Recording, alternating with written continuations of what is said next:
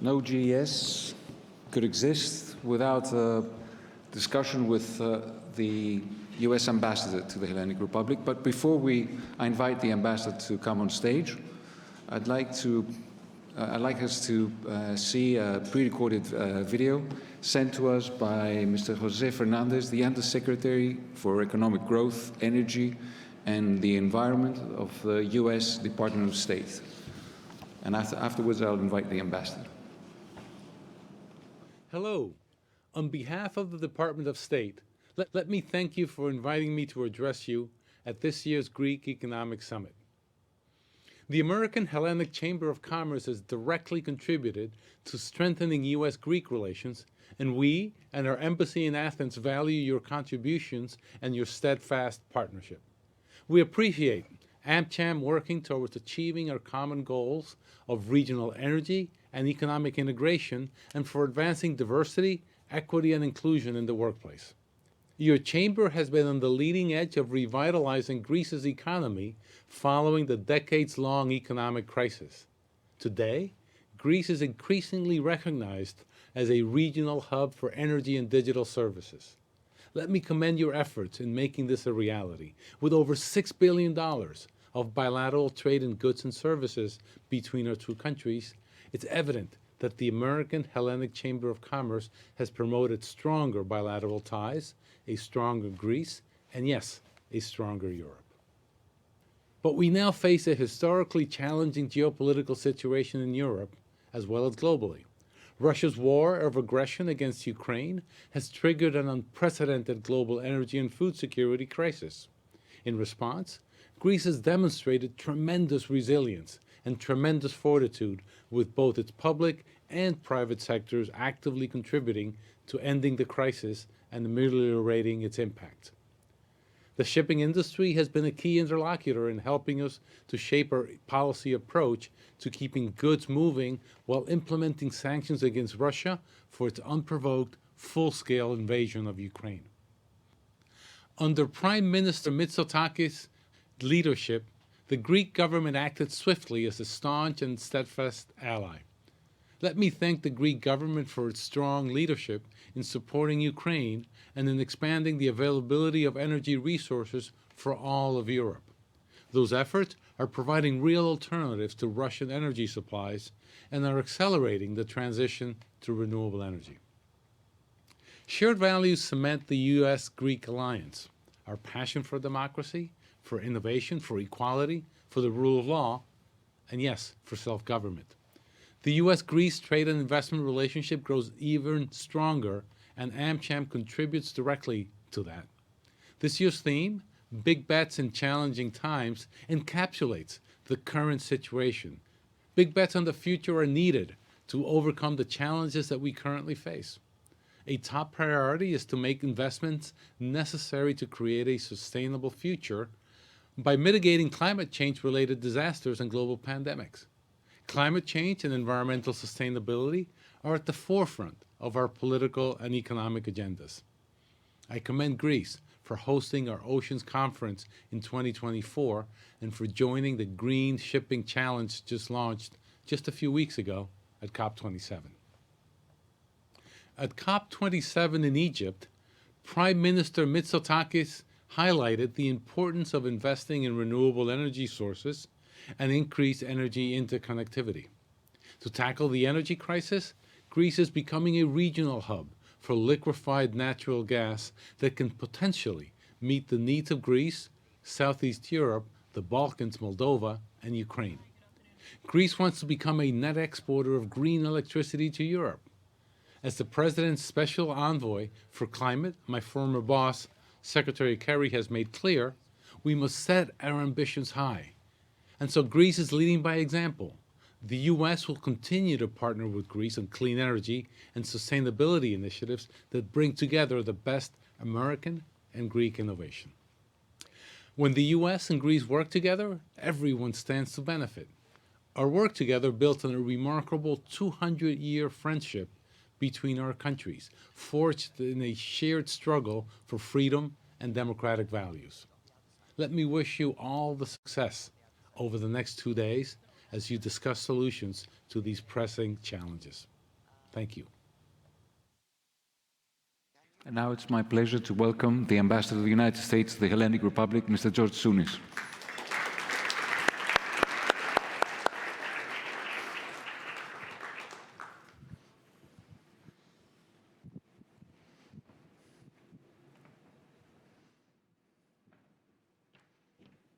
Welcome, Ambassador. Thank you. Please.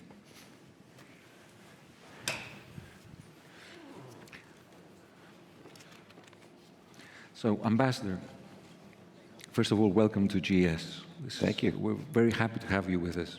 Always a pleasure to be with you. You've been the ambassador of the U.S. to Athens for roughly 6 months so far, and you've hit the road running. You've hit the ground running, sorry, navigating a heavy schedule of commitments and meetings. So far, what is your impression of the country's economic and development prospects? It's something short of a miracle. It wasn't too long ago you couldn't turn on CNBC without seeing Greece ridiculed. I remember I spoke to an elected official after they gave a very public talk about if we're not careful, we're going to end up like Greece. And, you know, I said, it's very disrespectful. And he said, well, I've heard you say it. I said, well, I'm Greek. I can say it. You can't. But I got the point. Greece was going to get kicked out of the EU. It was a laughingstock, and it was incredibly unfair. There were a set of circumstances that a lot of countries faced. And, you know, there was a best practices way to alleviate the pressure and get countries back on their feet. The United States did it with Mexico in '94. We did it with Asia in '98. I can go through a litany of countries. And for some reason, there was this intense political, I want to be very careful. Let's just say there were very difficult times in Europe, and you know, the politics were that you know, people lost their common sense, their empathy, and Greece was subjected to, you know, very, very harsh set of circumstances. But Greeks are resilient. So we went from being a laughingstock, and I look at where Greece is today. The irony is just terrific. Fastest growing economy in Europe last year, 8.3%. 7.8% for the first half of this year. This economy will grow this year about twice the rate as Europe is. And for next year, it's projected to be one of the only economies that will escape recession and grow.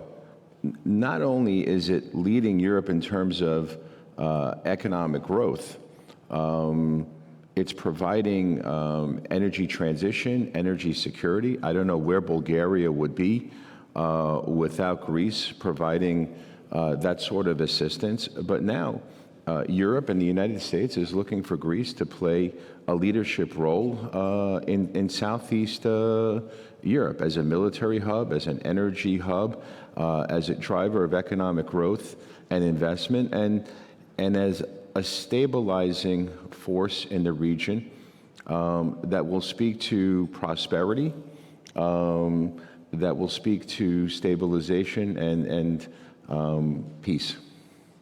So as the Virginia Slims commercial used to say, you've come a long way. Indeed, we have. For a country which was close to bankruptcy, the tables have turned indeed. Nico, it speaks to the Greek spirit. It speaks to the Greek resiliency, and never count Greece out. I mean, and I really mean that. And I believe you, Ambassador. Now, we have come a long way, and it seems that Greece is attracting a lot of investment. What can we do in order to keep this momentum going? How can we further empower our multi-layered bilateral bonds and fortify their strategic impact? Well, it's happening. There's been a tremendous amount of modernization in the labor laws. I'm not here to tell Greece what to do, but there are experts that I can point to that have made various suggestions, things that are best practices. The Mitsotakis administration has brought in a series of technocrats into government, especially on the economic and energy and digitalization side. And the diaspora provides international business leaders to provide advice. Stelios Papadopoulos is one of them. He put forth a 5-point plan. It spoke to the continued modernization of labor laws. By no means are they anti-labor. They're just modernizing them a little bit. What is very successful in the United States is a lot of our economic growth stems from the intellectual capital. It stems from invention from universities that gets incubated, that gets financed, and Apple and Google grew out of garages near Palo Alto. Now, I'm not suggesting that Greece changes their education system, but to tweak it a little bit to allow a private component, and not with Sophocles or Euripides, but with the STEAM subjects in AI and cyber, science, math, engineering, the things that speak to a dynamic 21st century economy, the things that speak to returning the 500,000 highly educated Greeks who left. Now, they're returning, and I'd love to see that accelerate because a lot of this has already been put in place. But if you have a PhD in mathematics, you may want something different than being a waiter in Mykonos for 5 months. And that's a hard question. I mean, no disrespect to waiters. My father was a waiter. When I was born, my father was a waiter, and I waited tables. It's laudable work. But we need to also be practical. We have an economy that's 28% driven, GDP driven by tourism, and that's wonderful. And it provided a tremendous amount of space in Greece's economy this year. But we also have to provide jobs that speak to the level of education, the type of education that Greek students are getting. They are work-ready graduates. It's the most important component to a capital allocator. This I know, I came from that world. And we have to attract and grow and incubate businesses that will hire them, because that's what's going to be the underpinnings of a very dynamic 21st century economy. I would go further to say 5G, 5G, 5G, the strengthening of the electrical grid, and we have to reform the judiciary. This is an issue of reputational harm. I speak to CEOs all the time, and they say, why would I invest in Greece when I have to wait 10, 12, 15 years to get a judicial decision? I know this is very dangerous on my part to say it, but you asked a very straightforward question. I want to give a very straightforward answer. That is one of the things that's going to have to happen. The judiciary needs to be reformed. You're absolutely right, and this is something that we have been advocating for a long, long time here at the Chamber. The speed of delivering justice is just too slow. It has to change. Well, when I went to law school, there was something said, justice delayed is justice denied. But if you're a capital allocator, it is a reputational harm. This is one of the things that you will determine where you invest in. And this hurts Greece. It's an unintended consequence. I don't think anyone intends on doing it. But, just because this is the way the judiciary has run, for decades and decades, technology is here. We need to modernize it. We know what to do. And I'm hoping that, we see our way through to make this reform, because it will really help Greece's economy. Thank you, Mr. Ambassador. We have a session with the Minister of Justice tomorrow, and I think that will definitely be brought up. Let's turn to international developments. So lately, the Eastern Mediterranean region is attracting international attention due to the Russian invasion of Ukraine and the increased escalation of tensions with Turkey. So our neighborhood is once again a geopolitical hotspot. How do you see Greece's role in this environment? I have referred to Greece as the indispensable ally of the United States in the region. Just given its proximity to the Balkans, the East Med, North Africa, Middle East, from time to time there is a little bit of tension. And Greece works with us and works with the EU and NATO to solve these things. For years, we've referred to Greece as the pillar of stability. I think it's now gone even further. They're our indispensable ally because Greece acts in a value-based manner. They're transparent, and they're providing a very crucial military logistics hub that's very crucial for NATO. They are providing energy transition and energy diversification, where they're helping Europe get Gazprom off their neck.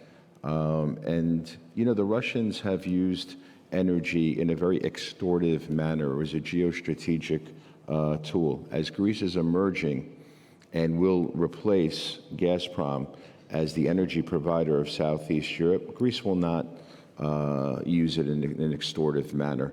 It will do it in a manner that respects all countries and helps them grow and will provide regional prosperity and stability to the region, because that's the type of leadership that Greece provides.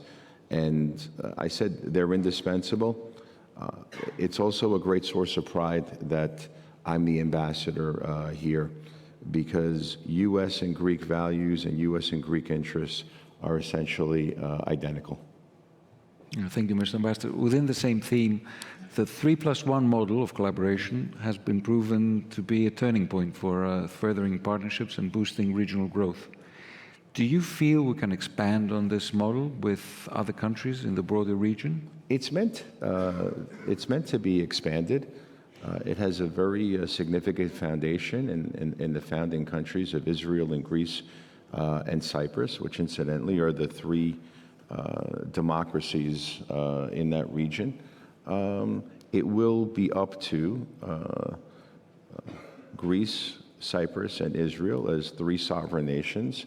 Those decisions are their own, but I can certainly see it being expanded in the future. This type of cooperation leads to regional stability, which I think is a very important interest of all of ours. Thank you. And one last question. This one is a little bit more personal. So having read your CV, it's quite impressive. You are an attorney, a philanthropist, a self-made man.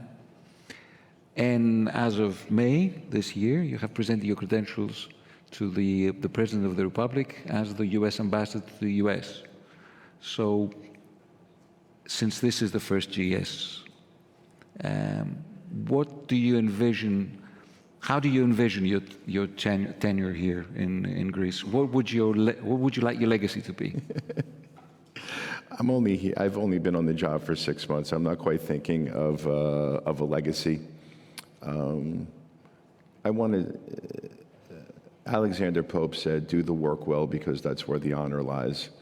I want to work hard.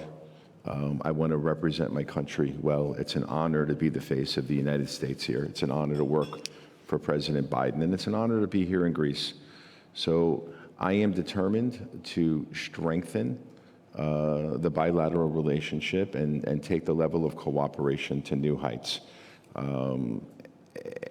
And it's at a pretty high height to begin with. the United States just got voted as the most popular country in Greece. And I remember when I was growing up and coming here in the summertime, I heard "Exo Amerikani, Exo Evasis." I think everyone understands that U.S. involvement in Europe is necessary. And I think overwhelmingly in Greece, they understand that partnering with the United States, looking to be transatlantic, looking to be part of the EU, NATO, is where Greece's future lies. I don't think anyone is looking towards Russia as part of their future. So I appreciate that others may have other opinions other than the United States, but I think the United States and Greece have demonstrated that their partnership is not only values-based, but has led to stability in the region, led to investment for Greece all across the spectrum. I want to touch upon 30 universities that came to Greece and formed 100 partnerships with 24 Greek universities, the largest international delegation in the history of international education in the United States. Columbia established the 10th Global Campus in Athens. I want to touch upon a record number of FDI, foreign direct investment, a record number of trade with the United States. If you look at who's investing here, Google, $2.2 billion investment, Microsoft, Deloitte is here, Cisco, Pfizer, Ameresco. U.S. companies have discovered Greece, and I think that's the velocity is going to accelerate. So I'm very excited about Greece's future. I'm very excited to be here at a time when U.S. companies have discovered Greece, and not just about summer vacation, but about investing here and living here. I will tell you, this has been a very happy 6 months for my family and I. I was in the Oval Office with Prime Minister Mitsotakis and President Biden, and the President asked me, "How you doing?" And the Prime Minister answered the question. He said, "Are you kidding me? The smile hasn't left his face since he's gotten here." And he's right. So it's the privilege of a lifetime. I'm not so much concerned about my legacy. I'm concerned about the bilateral relationship and improving the lives of the people who live here. Thank you, Mr. Ambassador. Thank you for being with us here at the GS. It's an honor and a pleasure to be partnering with you. Έχεις γιορτή αύριο. Ναι. Και, δεν θα σε τραβήξω το αυτί σου όμως. Και να, πού πάμε αύριο? Οκ.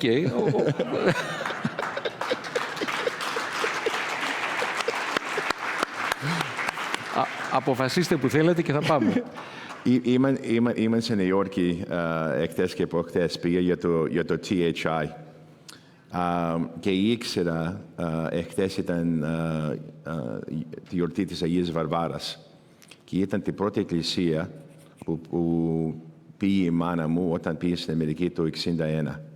Και ήξερα θα ήταν εκεί αυτή την Κυριακή. Πήγα στην Αγία Βαρβάρα, την είδα τη μάνα μου βλέπει. Λέει, ο γιος μου είναι στην εκκλησία.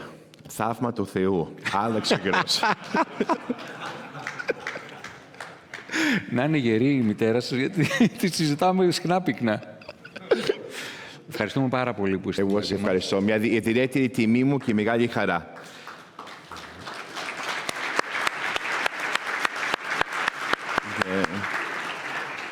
Signomin, if I could take a little ambassadorial purview here. My wife, Olga, is here with me. And Andy Zemenidis and the leadership of HALC, the Hellenic American Leadership Council, are here as well. Andy and the gentleman for HALC have been here all week. They put together a very significant series of seminars with the new CEO of AJC, as they have a global partnership with, Congressman Ted Deutsch, and it is HALC that has established the partnerships with ANCA and the Defense of Christians and the Kurdish community and the AJC. So I want to salute them for the unprecedented amount of impact they have had in Washington regarding Greek issues. So thank you for all you do. And we'll get a chance to talk to Andy later on. There's a discussion. Thank you. Thank you so much, Ambassador. Thank you. Ευχαριστώ.